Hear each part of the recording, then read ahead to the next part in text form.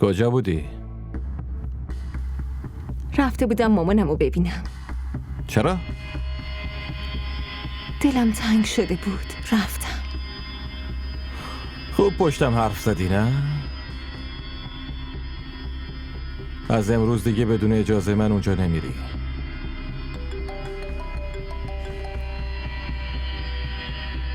سلام انوشه، چطوری عزیزم؟ ای عدنان، معلومه کجایی؟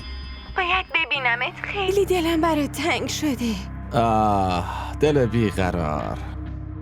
منم خیلی دلم برات تنگ شده. میبینیم همو. البته خیلی هم دلم میخواد از خونه برم بیرون.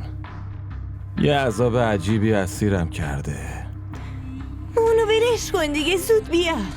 باشه عزیز دلم، یکم صبر کن میام. باشه، خدافظ. خدافظ. انوشه رو میشناسی؟ اون بهترین دوستمه. دوستش دارم. چرا باهاش ازدواج نکردی؟ نیازی نبوده. من و انوشه بدون ازدواج با همیم. همیشه هم همینطوری بودیم. خیلی دختر نازیه. بعدم میبینمت. برم پیشش.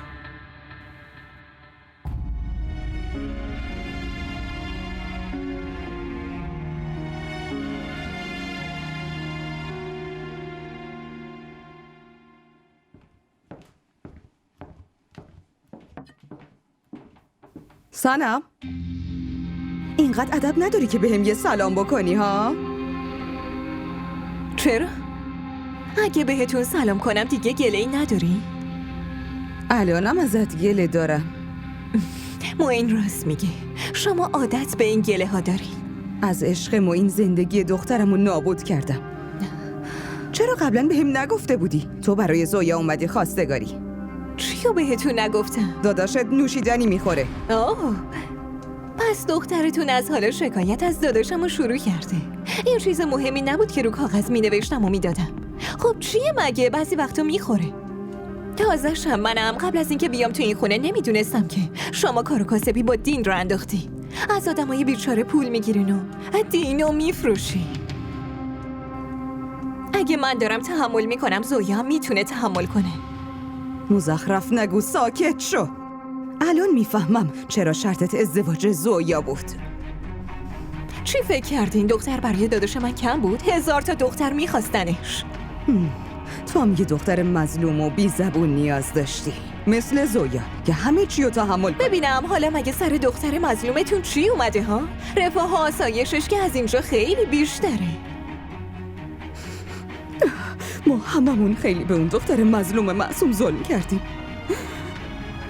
داداشت نوشیدنی میخوره و کتکش میزنه. جدی؟ قبول دارین که همه اینا تقصیر خودتونه؟ پس شما به زویا بگین که تحمل کردن رو یاد بگیره. بهش بگین خودش رو به اونجا عادت بده.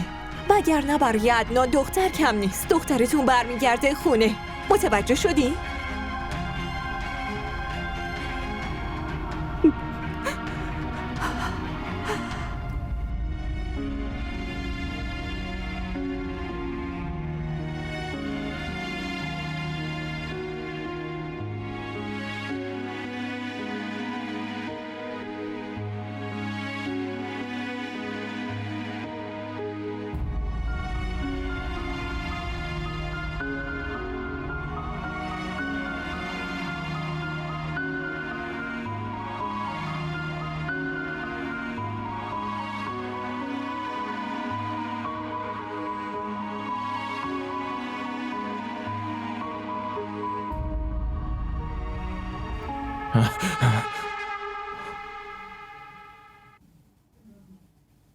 این کارا چیه که میکنی؟ خب داشتم دعا میخوندم. چی کار میکردی؟ من دعا میکردم. خب داشتم ذکر میگفتم. داشتی جادو میکردی؟ چی فکر کردی؟ فکر کردی با این دعاها منم مثل تو میشم؟ نمیشم. نه اصلا من فقط چی؟ خواب بودم، مزاحمم شدی. بذار بخوابم. بارا دیگه.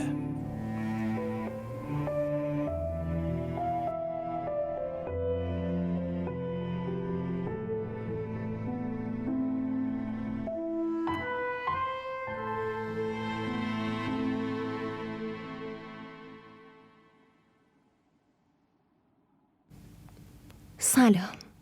سلام دخترم، بیا بشین.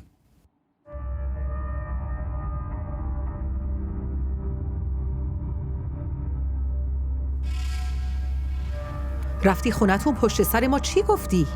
در مورد شماها چیزی نگفتم. جدی؟ پیش خاله شکایت عدنانو نکردی؟ پس حتما باها جن فرستاده که فهمیده عدنان نوشیدنی میخوره. حالا مگه دروغه؟ فقط راستشو به مامانم گفتم. ما تو رو این دخترمون میدونستیم. چقدر بهت محبت کردیم. این بود دستمزدمون؟ آدم وقتی با یکی 2 روز هم زندگی میکنه به گردنش حق پیدا میکنه. اصلا ما هیچی. حداقل هوای شوهرتو داشته باش. دخترایی که از شوهرشون شکایت میکنن نه پیش خانواده خودش نه شوهرش عزت نداره. ولی من چیز دروغی نگفتم. بابام خودش عدنانو وقتی مست بوده دیده. خب چرا داری اذیتش میکنی؟ داره راست میگه. اون به مشروب معتاده. به مشروب معتاد این باید بری این ور اونور آبروی شوهرش رو ببره؟ مگه نشنیدی دخترت سنم چی گفت؟ تهمت زده که عدنان کتکش میزنه. کی کتکت زده؟ میتونی ثابت کنی؟ ما مثل مامانت ورد بلد نیستیم. دروغ هم نمیگیم. جواب بده. بگو. من همیشه پیش عدنان از این طرفداری میکنم، ولی امروز فهمیدم قیافش مظلومه. پشت سر ما فقط توطئه میچینه. میخوای زندگی کنی؟ خوبه، وگرنه برو پیش مامان جونت بشین. ما حوصله این دروغا و رفتارا رو نداریم، فهمیدی؟ خسته شدم اینقدر حرف زدم.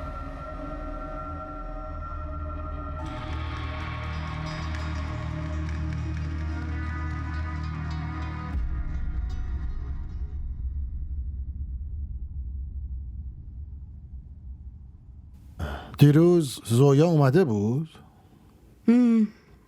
اومده بود. بدون اینکه منو ببینه رفت؟ یکم عجله داشت، برای همین نتونست ببینتت. عدنانم باهاش اومده بود؟ نه، عدنانم نیومده بود، یکم کار داشته. داشتی چی از عدنان میگفتی؟ چیزی نمیگفتم. تو چیت شده؟ چرا اینقدر داری سوال میکنی؟ تو باید با زویا در مورد عدنان یه صحبتی بکنی. حرفی باشه به همون میگه دیگه، مگه نه؟ اون بچه هیچی نمیگه، عادت نداره که بگه. آقا احمد، تو چرا اینقدر نگرانی ها؟ اون ماشاءالله با عدنان خوشبخته.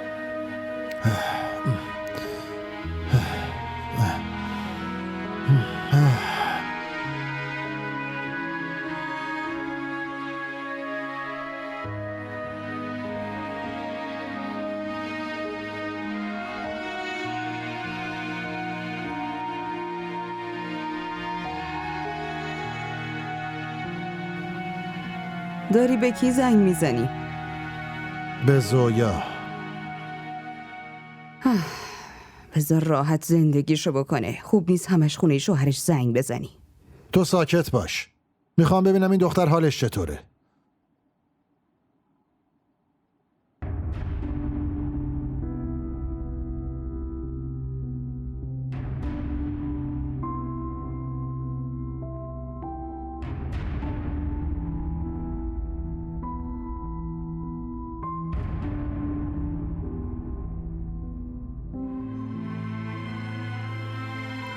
چی شد؟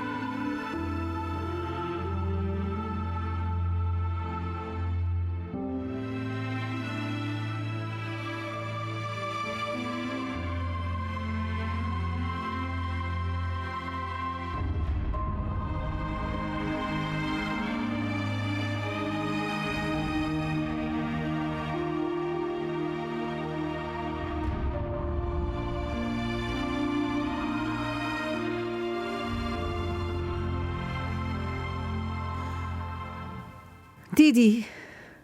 آخر همونی شد که ازش میترسیدم. خب چی شده؟ یه جوری داری سوال میکنی انگار یادت نیست چند لحظه پیش چی شد. زویا رفته همه چی رو از عدنان گذاشته کف دست مامان باباش. اون دختر تقصیری نداره. تو نباید باش دعوا میکردی. به مامان باباش نگه پس به کی بگه؟ تو که خودت میدونی به چه مشکل و بدبختی عدنان و زنش دادیم رفت.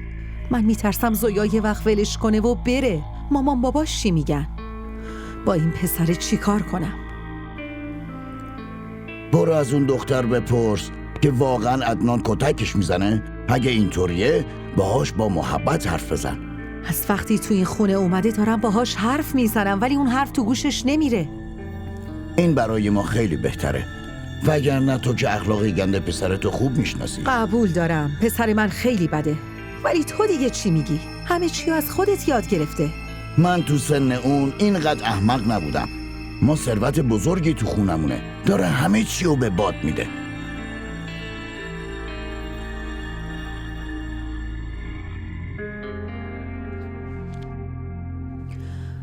برای چی داری گریه میکنی زویا؟ میدونم چون دعوت کردم داری گریه میکنی.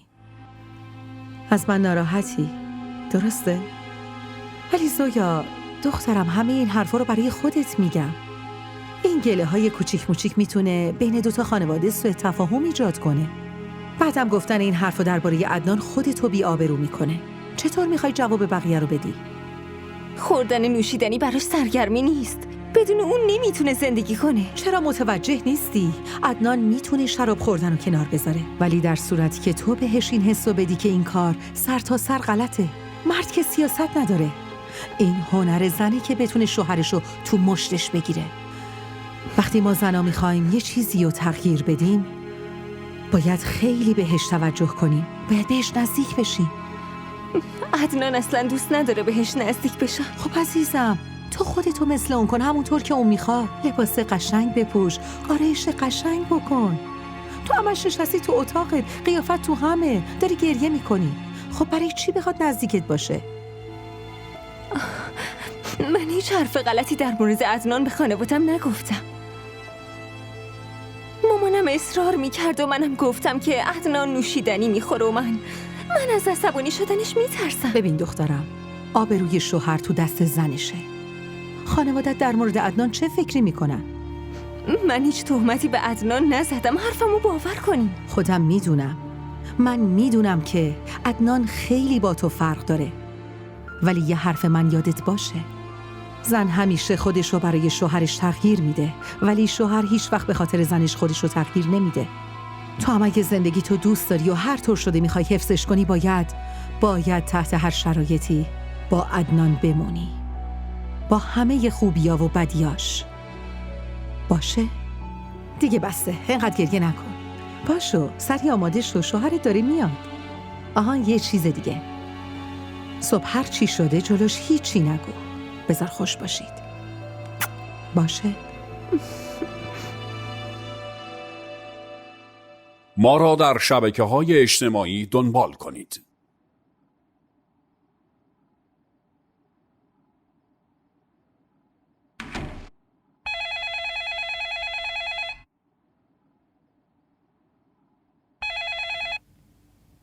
الو؟ سلام، ببخشید میخواستم با زویا صحبت کنم. شما کی هستین؟ من احمد هستم، پدر زویا. آهان برادر، شما خوبی؟ بله من خوبم. راستش از کی دارم شماره زویا رو میگیرم ولی جواب نمیده. میدونید اون حالش خوبه؟ بله زویا خیلی خوبه، تو اتاقشه. حتما موبایلش این ور اون ور انداخته. آها بله. ببینید اون ازدواج کرده، خیلی سرش شلوغه. بهتره که شما هم خیلی بهش زنگ نزنید. نه من همینطوری فقط میخواستم که حالش رو بپرسم. من که بهتون گفتم حالش خیلی خوبه. اگه شما اینطوری هی زنگ بزنید بهش خیلی اذیت میشه. میدونید که زویا خیلی حساسه، همش یاد شماها میفته. اون وقت چطور به اینجا عادت کنه اگه همش بهش زنگ بزنید؟ بله کاملا درسته. ما مراقبش هستیم. فقط برادر جان سعی کنید که باهاش کم صحبت کنید. فردا میگم باهاتون تماس بگیره. الان تو اتاقشه، پیش شوهرشه. ممنون. خداحافظ. من واقعا حرف شما زنا رو نمیفهمم. یعنی من چرا نباید بعد از ازدواج با دخترم حرف بزنم آخه؟ چی شده؟ کی پشت خط بود؟ مادر شوهر زویا بود. حرفای عجیب غریبی هم میزد. مگه چی میگفت؟ همین دیگه. شما باهاش کم صحبت کنید. اون خیلی یادتون میفته. خب راست میگه دیگه. بذار به اونجا عادت کنه. آخه مگه من چیکار کردم؟ اگه من میخوام با دخترم حرف بزنم کجای این موضوع بده آخه؟ تو نمیفهمی چرا اینطوری گفته. به هر حال من از اینکه اینطوری با هم حرف زد خیلی بدم اومد. که من دیگه حتی نمیتونم با دخترم 1 کلمه هم حرف بزنم. ببین تو خانواده شوهر خیلی چیزا میشه که دخترها باید تحمل کنن. تو هم اینقدر به بچه مظلوم من زنگ نزن، مزاحمش نشو. جواب چند نفر رو بده.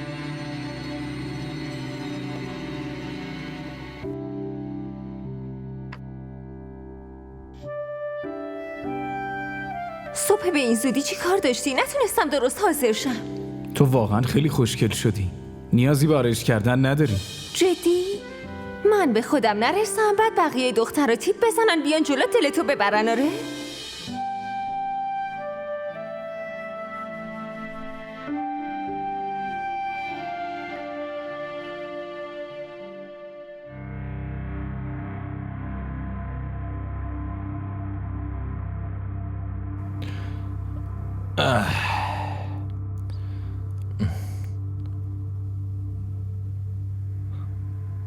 امروز خیلی خوشگل شدی.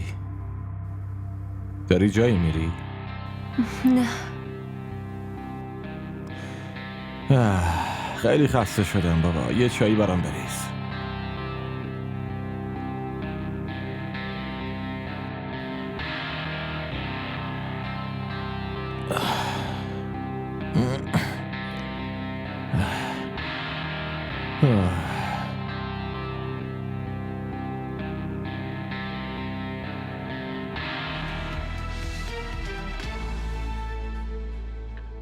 غیبت ناگهانی خواننده جنید علیم. چه دلیلی پشت ماجراست؟ کسی او را دزدیده، به قتل رسانده و یا خودکشی کرده.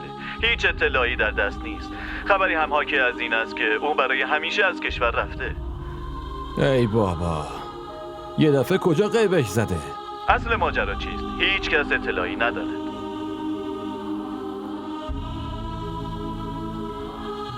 تو چت شده؟ چیزی نیست. تو هم ناراحتی؟ جنید خوانندگی رو ول کرد.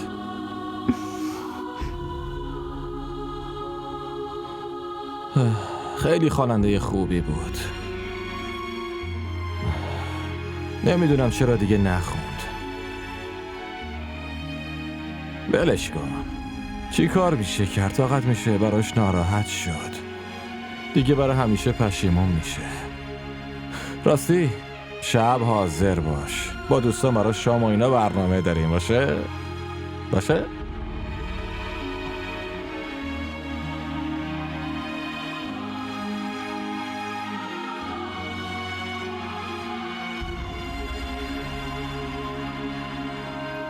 بیا. زنت چرا انقدر طول میده؟ خودم هم درکش نمی کنم بابا. هیچی خوشحالش نمیکنه. همش زانوی غم بغل گرفته. کی گفته با همچین دختر احمقی ازدواج کنی؟ الان میفهمم چه غلطی کردم.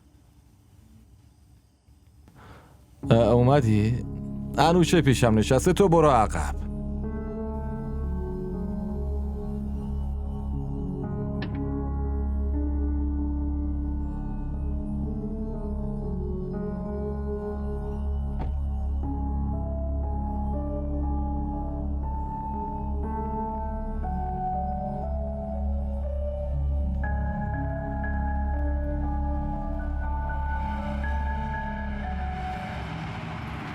اخبار رو دیدی؟ جنید خوندن رو ول کرده. چرا و برا کی هیچ کی خبر نداره. شنیدم از عشق یه نفر ایشون خوندن رو ول کرده. به دخترم نرسیده و رفته. خیلی عجیبه ها. مردم اینقدر طرفدارش شدن بعد آقا خوندن رو ول کرده. همچین کاری خیلی دل میخواد. این همه چیو به خاطر یه نفر بذاره کنار. ممکنه خود دختره گفته دیگه نباید بخونی. ولی خیلی سخته. خیلی بهش بد کردن بیچاره رو. اون واقعا یه عاشق واقعیه. ولی من زنمو نمیفهمم. هر وقت آهنگای جنیدو میشنوه قیافش بد جوری میره تو هم. نکنه تو همون دختری هستی که جنید به خاطرش خوندن و ول کرده؟ بس کن عدنان، اون مگه همچین دختری رو میپسنده؟ حتما یه دختر امروزی رو دوست داره. مطمئنم. این چه شده؟ برای چی اینقدر قیافه گرفتی تو؟ همچین دختر بی‌حوصله‌ای فقط میتونه زن من باشه. شانست هم اونقدر بد نیست. دوست دختری مثل من داری؟ آره این که هست. این همینطوریه؟ نمیدونم. وقتی ازش میپرسی جنیدو دوست داری میگه نه. بعد آهنگاشو که میشنوه قیافش یه جوری میشه که آدم شک میکنه. نمیدونم واقعا.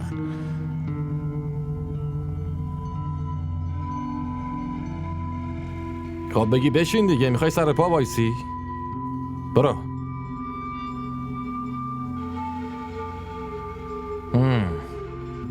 بگو ببینم کجا؟ همون پارتی مارتی؟ عشق پارتی. آره. آی موهام گیر کرد. بده من برات بازش کنم. زنت ناراحت میشه. مهم نیست بابا، بیا. چه بدجورم گیر کرده. وایسا بیا در اومد. راحت شدی؟ خیلی ممنون عشق من. چه بدجور گیر کرده بودم. آره ببین این انگشتای جادویی هر جا میره همه چی رو درست میکنه. همه چی اینجوری. سلام داداش. سلام. سلام چطوری؟ خوبه. راستی زنم زویا رو ببین رفیق. جدی؟ آره جدی.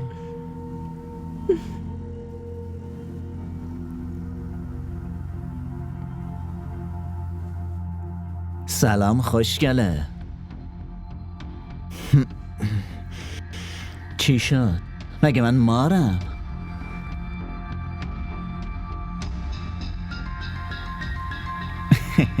داری کجا میری؟ دارم میرم دستشویی. زنه چرا اینطوری میکنه ها؟ نمیدونم بابا، سطح فکرش پایینه. فکرش اینقدره. نمیدونم آخرش باش. بتونم فکرشو عوض کنم یا نه. باشه گوش کن، حواست به من باشه.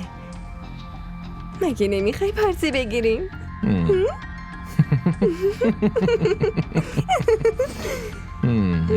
پارتی. اون سمت دریا. بچه‌ها ببخشید دیگه باید واسه زویا وقت بذارم، بعدم میبینمتون. ببخشید.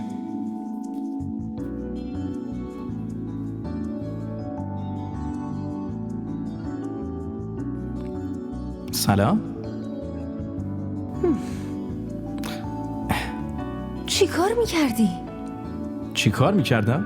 چرا این همه دختر دورت نشسته بودن؟ اینا؟ بابا خب یه آهنگ جدید دادم، داشتم براشون میخوندم. تو بگو. چرا؟ خیلی خوشت میاد جلو دختر پوز خوانندگی تو بدی آره؟ زویا بابا اونا همشون طرفدارامه. خوشم نمیاد با این همه دختر بگیری رو چمن بشینی. چه نیازی به این کار است؟ نیاز به طرفدار داری؟ من برات کافی نیستم.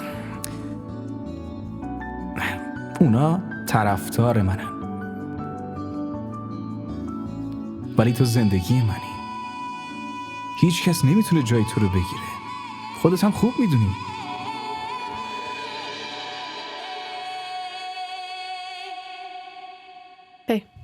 اوه پس تو اینجا قایم شدی. من برات ناراحت نمیشم. راستش نمیتونم من برات دلسوزی کنم. عدنان پسر پولداریه. واسه این ازدواج کردی؟ پس بدون پسرای پولدار همین چیزا رو دوست دارن. دوست دختر داشتن، پارتی رفتن، مشروب خوردن و لذت.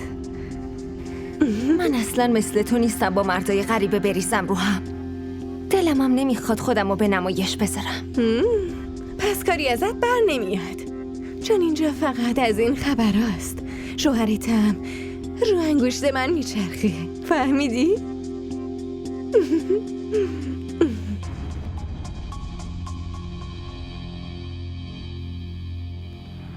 خوش گذشت نه؟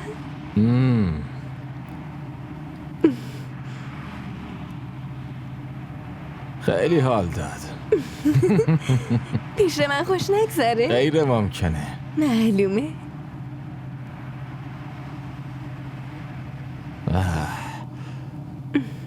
پیاده میشی میخوای کل شب و اینجا بشینی؟ من انوشه رو برسونم و بیام.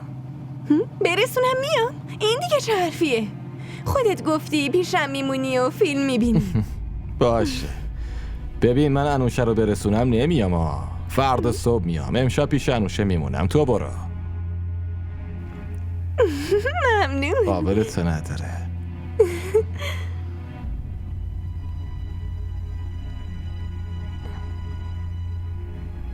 بریم بابا از شر این خلاص بشیم.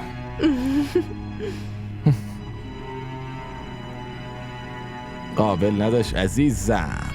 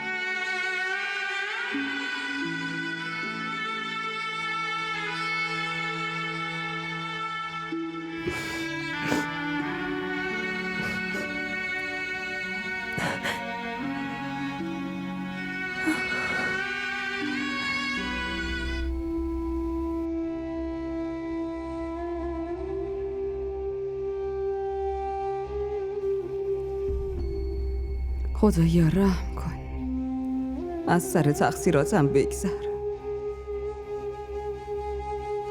خدایا منو ببخش، تو که میدونی تو دلات چه خبره. منو ببخش، گناه قبلی من ببخش. زویای منو همیشه خوشحال نگه دار، اونو به خاطر گناه من تنبیه نکن. همین یه خواسته رو ازت دارم. خدایا منو ببخش.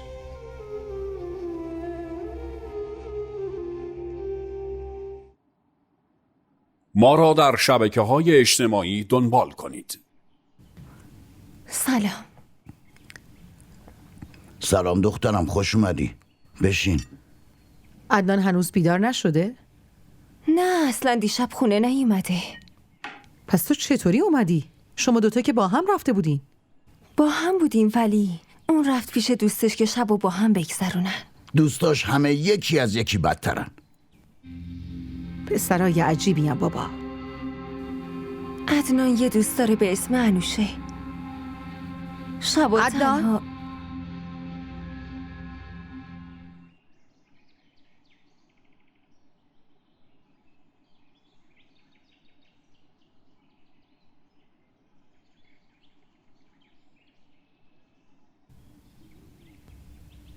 صبح بخیر مامان. صبح بخیر بابا. صبح بخیر. کجا بودی؟ کجا رفته بودی؟ کی گفته جایی بوده امان؟ از بیرون اومدی. بگو دیشب کجا بودی؟ آهان حالا چرا تو داری میپرسی؟ باشه من ازت میپرسم. دیشب کجا و چرا بیرون بودی؟ حالا میدونی من کیم؟ بابا پیش دوستم بودم. پیش انوشه بودم. اون دوست بچگیمه. مشکل داشت. دوست باید به درد دوست بخوره، پس کی بیاد؟ تنها بود. اینم اینجا تنها بود. اصلا درک میکنی؟ ما این دختر رو برای تو گرفتیم.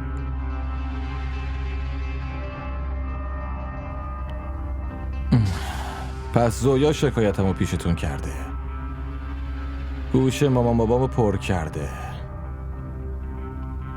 زویا تو زندگیمو عذاب کردی، همش قیافه گرفتی و یه جا نشستی. شماها اینو برام گرفتین آوردین، میخواد رو سرم سوار بشه. با من خوشبخت نیستی؟ نمیخوای زندگی کنی؟ خدایا ببین، اگه با من خوشبخت نیستی خب باشه، یه راه دیگه داره دیگه، طلاقت میدم اینجا بری راحت. آب بخور. چه آبی بابا؟ از وقتی اومده تو این خونه همش دارم بازخواست میشم. با من خوشبخت نیست دیگه، راهش همینه که طلاقش بده. هیچی نگفته. با من بیا. پاشو. حواست باش. پاشو.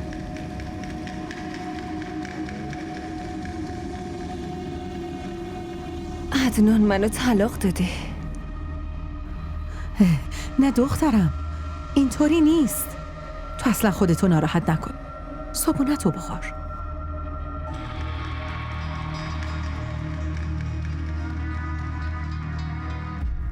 من اینو نمیفهمم که تو کی میخوای بزرگ بشی؟ الان چی کار کردی؟ مگه ندیدید چی شد؟ چرا دیدم، ولی تو نمیفهمی چی کار کردی. برای چی داری زندگی خودتو خواهرتو به خاک سیاه میشونی؟ خواهر چیه بابا؟ انقدر نصیحتم کرده مغزمو خورده. پس تو میخوای طلاقش بدی؟ پس چی کار کنم؟ زندانی بمونم؟ باید تحمل کنی. تو طلاقش بدی داداشش هم سنمو طلاق میده. منم نمیذارم این گنج و طلا از دستم در بره. تو نمیدونی 25 لاک روپیه رو من از دست نمیدم. بابا الانش هم طلاقش دادم. کی طلاقش دادی تو؟ ول کن، مهم نیست. این نمیخواد با هم زندگی کنه، همش داره برای عاشق قدیمیش گریه میکنه. از من، از زندگی من، از کارای من خیلی خسته شدی؟ بیا بریم طلاقت بدم.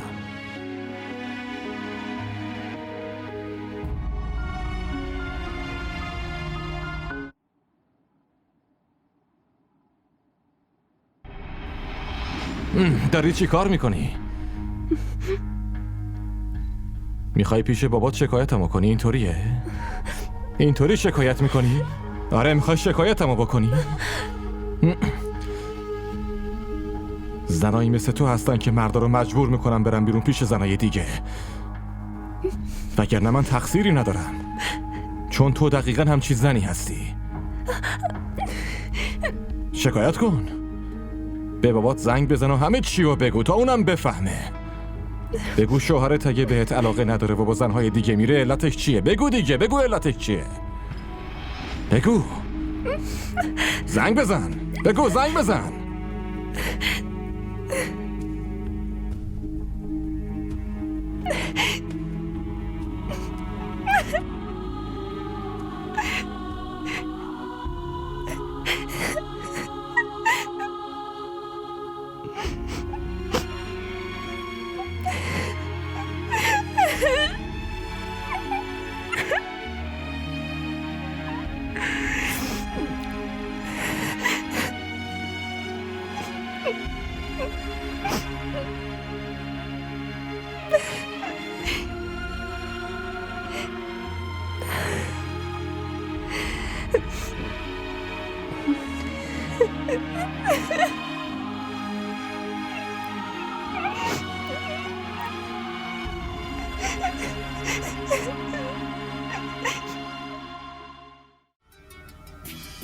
مامان؟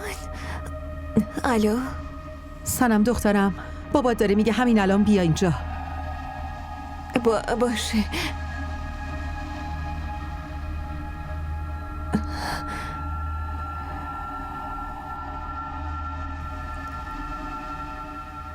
وای مامان، چی شده که این موقع شب زنگ زدی؟ خب بابا یه کار خیلی مهمی پیش اومده، زود پاشو بیا. ما این کجاست؟ کجا میخواستی باشه؟ خوابیده. منم تو دستشوییم. چی شده حالا؟ بگین دیگه. برای چی باید بیام؟ چرا متوجه نیستین؟ من ازدواج کردم، همینطوری که نمیتونم بیام. اگه میخوای ازدواجت به هم نخوره باید پاشی بیای. زود بیا. چی شده مامان؟ دارم میگم عدنان حسابی.